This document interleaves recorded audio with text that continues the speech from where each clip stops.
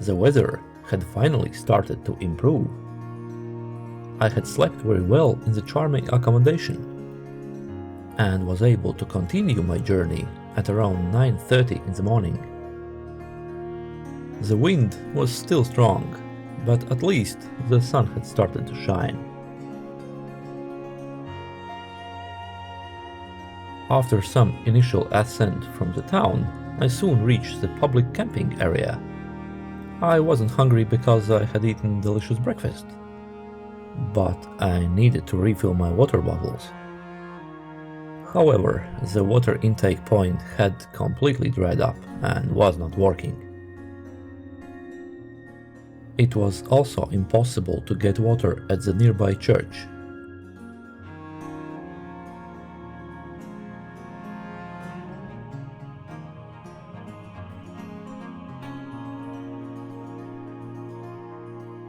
The trail continued up the river. The river was surrounded by an impressive canyon.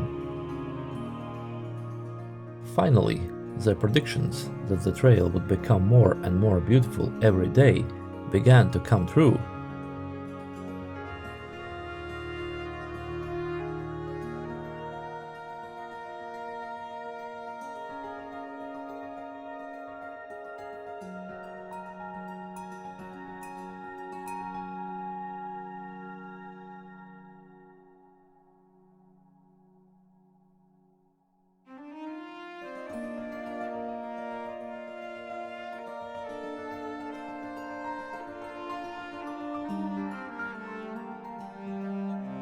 In places it was problematic with large backpack to cross the narrow metal barriers of the small bridges.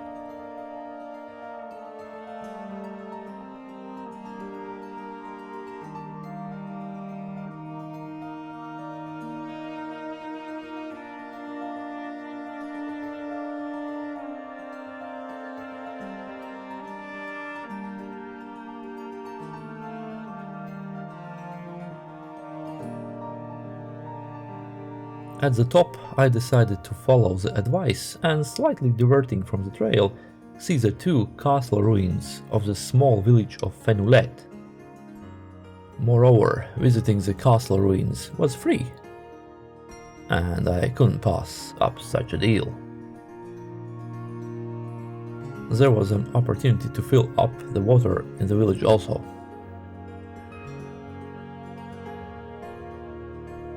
Initially, I climbed the Château Vicomtal Saint-Pierre.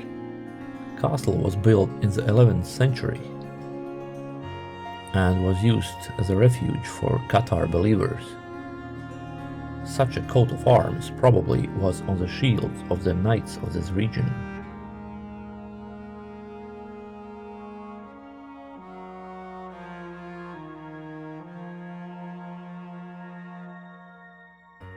After climbing down, I decided not to be lazy and also climbed the Château de Sabarda.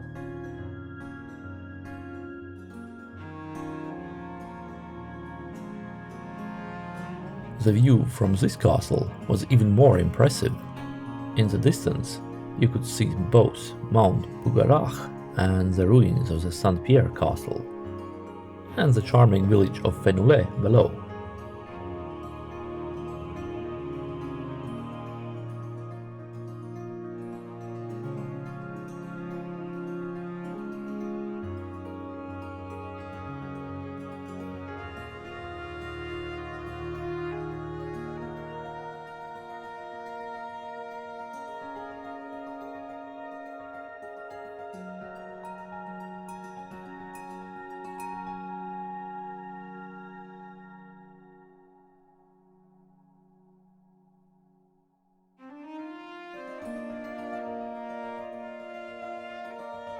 When I returned to the signpost, I found that the deviation from the trail had taken me 2 hours of valuable time.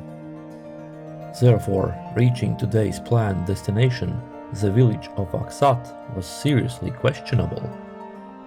Significantly increasing the hiking speed was also not an option, because it was very windy, and if I sweated heavily, I could catch a cold pretty quickly.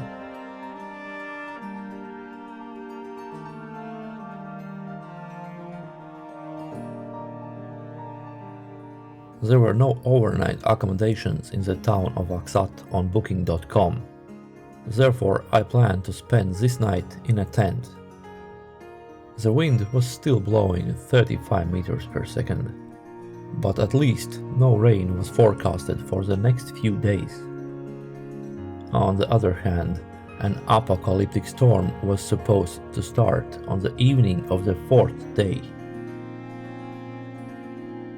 To avoid this, I had to reach Foix in the next few days. This also meant no rest days. The wind was blowing so hard on the mountain that it was difficult to hold the camera even with both hands.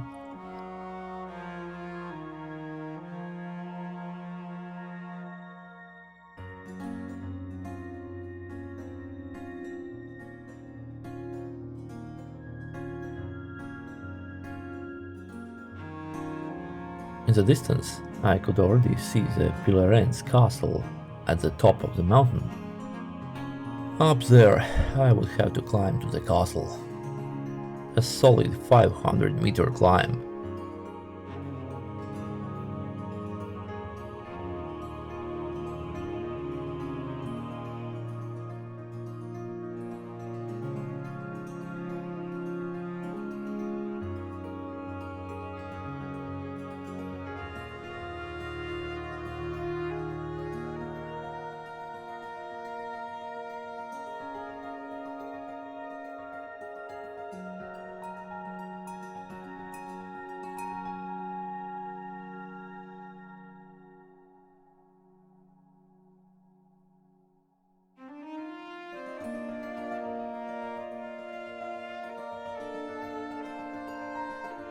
The day had become hot, and I decided to successfully change my boots to lighter shoes.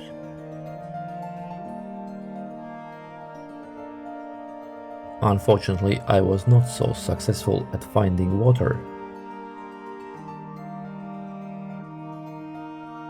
None of the water points in the village indicated on the map were working.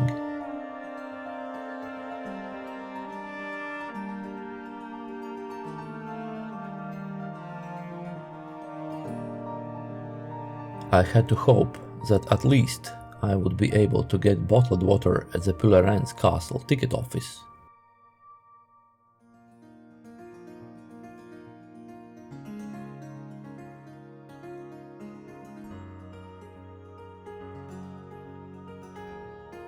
Entrance to the castle, €7. Having left my big bag at the ticket office, I hurried up to the castle. The first known castellan of Puilarens is Sentier Cathare, who appears as a witness in the acts of Guillaume de Perpetuus in year 1217. In year 1229, Guillaume de Perpetuus commanded the castle of Puilarens. In year 1242, it was held by Roger Cathar, son of Pierre Cathar. Castle served as a refuge for many Cathar prefects and priests.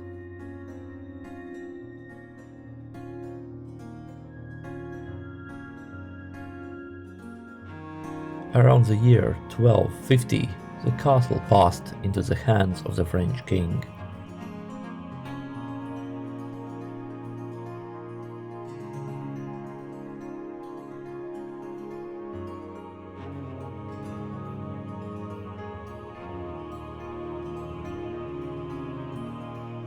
I had already walked for 6.5 hours, and now I had to hurry to Axat, and on the way look for a place to pitch a tent.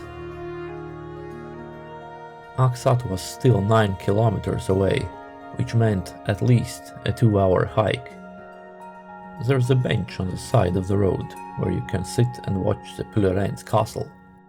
Unfortunately, I didn't have time to sit. Every minute was precious. It was almost 5 p.m. in the afternoon. Until 6 p.m. I could walk calmly, but after 6 p.m. I already had to look for a place to pitch at my tent. and finding a flat ground for the tent close to the trail and sheltered from the wind was not so easy. I also needed to avoid cattle pastures, farmhouses, and be close to drinking water. By 7 p.m. the tent had to be pitched, and the water for dinner boiling up in the pot. Unfortunately, the plan for this day was not so easy to achieve. Even with most optimistic estimates, I would reach Axat after 7 o'clock. And after the town, there's a big climb up the mountain. And usually in such ascents, there is no suitable place for the tent.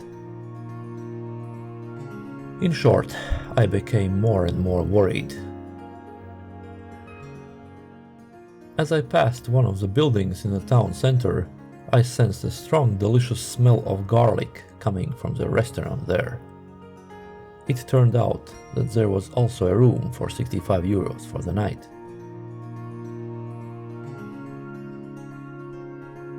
So completely unexpectedly, I spent the night in the town of Axat.